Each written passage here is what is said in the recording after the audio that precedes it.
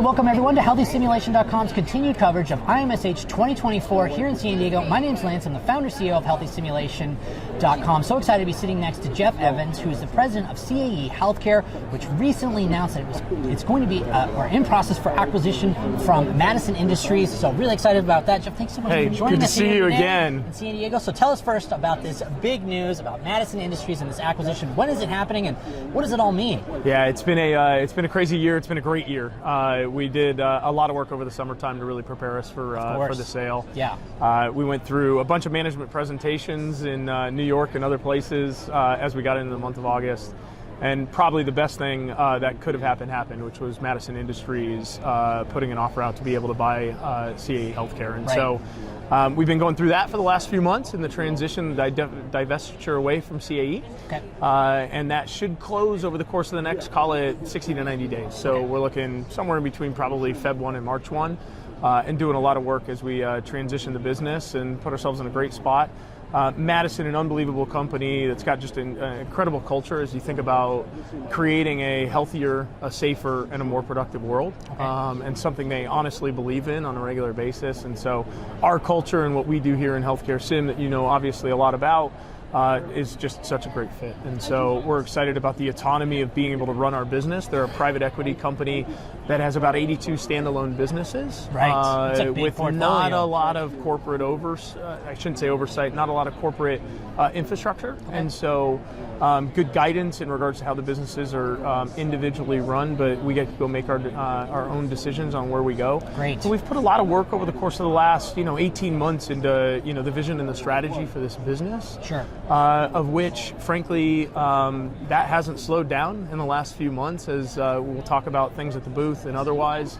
But we get to continue to think about how do we accelerate some of those projects, right, through some of the equity infusion, capital infusion that Madison brings. And so that's really exciting for the business right now. Yeah, it sounds like it's going to be kind of a whole new ball game for the company as it transitions into the space. So really excited to be staying tuned and learning more as those things come out. And we should be expecting that to be done somewhere around the March-ish sometime of this year. Everybody wants a date. Yeah. No, I would say, somewhere in between probably February and March timeframe. Okay. It'll close and we'll move forward as a Madison company under their safety and flow vertical, which fits really well. And you think about safety not only in healthcare, but also in EMT and other things that they've got in regards to other companies that they provide services. So while we're still under the brand name of CAE Healthcare, we're here at IMSH. Tell us what's new for the company here right now on the trade show floor. Yeah, we've done a lot of work, as I talked about, in regards to that strategy over the course of the last couple of years. If you were to come around the booth right now, we've got a real focus around outcomes. So we've been doing a lot of work over the course of the last 6 to 9 months, really listening to customers and what they're really focused on, some of the problems and challenges that they currently have. You talk about trends within healthcare, you talk about staff shortages, you talk about educator capacity, things that really matter as we're trying to get more people through the pipe and out into the acute care setting as it sits today. So if you were to come over through the booth, you would actually take a bit of a tour around what the learner journey really is and what it feels like. We're doing a lot of work as we think about multimodal simulation, thinking about different vehicles for individual learners to be able to learn, and how that goes throughout their entire learner journey, really focused on accelerating that over a period of time. So as you think about the virtual aspects of what that looks like, we've got SimPort, which is a new customer portal, which gives the ability to see your assets, take a look at your warranty, your customer service information, really a bridge into all the applications that we have across the portfolio.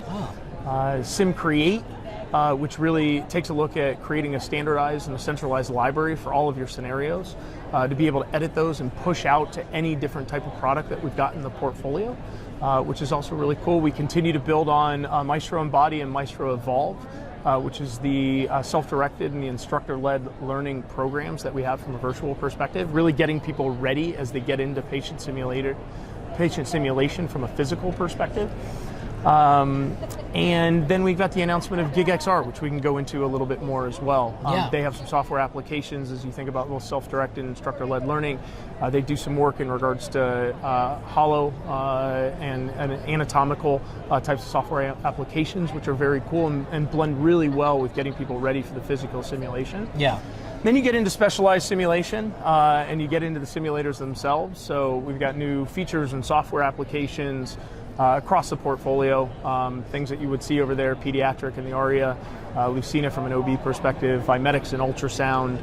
cath lab VR product that's over there as we think about cardiology and interventional simulation. And so taking a look at where you go from virtual as you get into physical, and then really coming back around into the debriefing as we think about learning space, as we think about audiovisual solutions and what that looks like, and then back around into competency development post-simulation, getting back into that virtual space. And so our goal is really to focus on what those outcomes are and how do you accelerate that learner journey, with everybody really thinking about, hey, how do you give people the options of making nursing schools 3 years instead of 4 years? How do you cut EMT programs in half? And how do you get what is so well needed across the globe right now, which is more medical professionals? Right. And I mean, I think people really need to sit back and look at, CAE's portfolio. There's so much opportunity to really start to integrate the physical and the digital under one roof.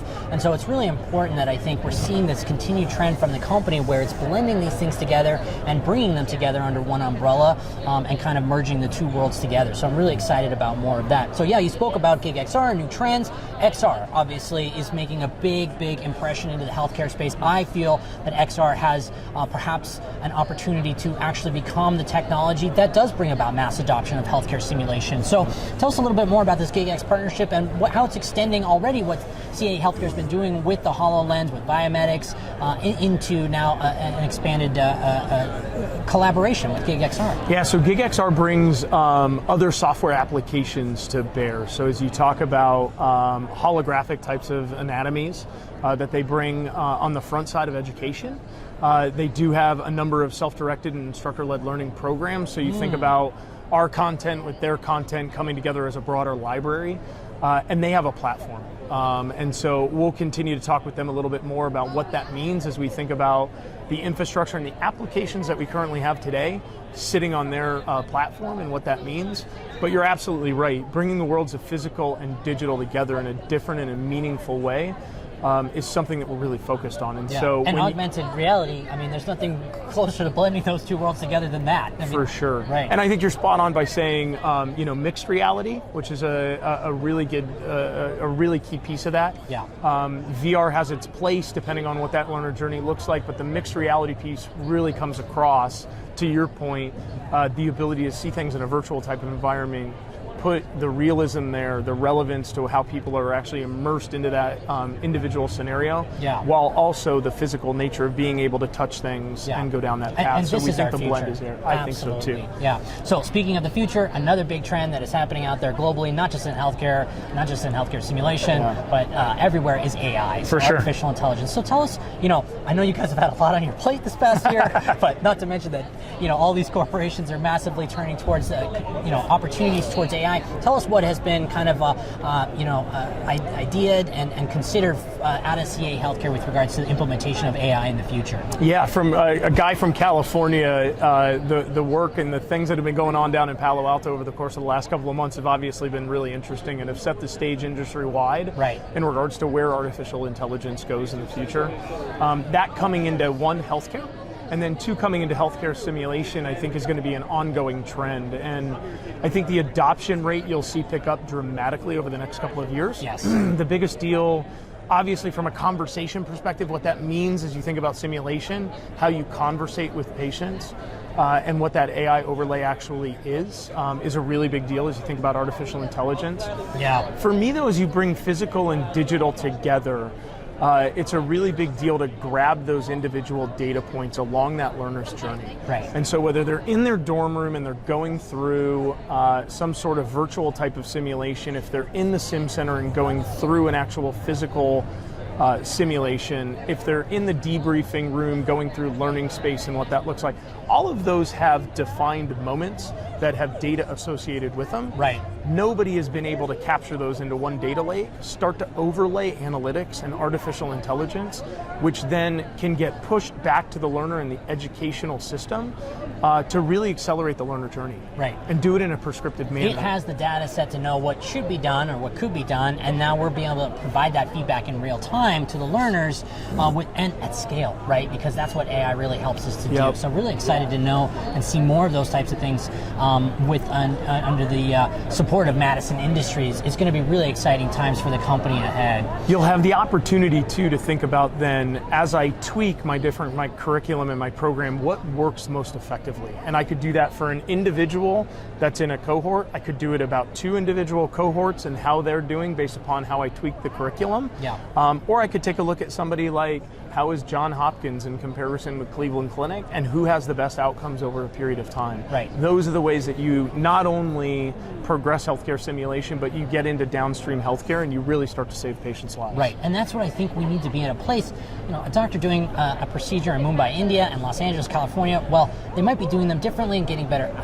One might be getting better outcomes than the other, but if we can learn and share, and I think we're going to get to a point in global healthcare where there is the best way to do something, right? And it's only going to be through the ability to analyze this data at that level that we'll be able to see, oh, actually, this is the best way forward. So really excited about what that means for healthcare overall. So finally, for us here today, curious to know about your thoughts about what is it going to take, maybe through advocacy work or beyond, to get this industry to the next level, to continue to go past the expansion that was happening from COVID and into the future. What is it going to take for us as an industry to move the whole thing forward to a larger kind of adoption? Yeah, I think if you think about the individual markets, right, the geographies, the places where healthcare simulation can touch and can benefit, I think you start to see some of those answers. First of all, you have to continue to have advocacy as you think about federal legislation, state legislation, and funding. Right.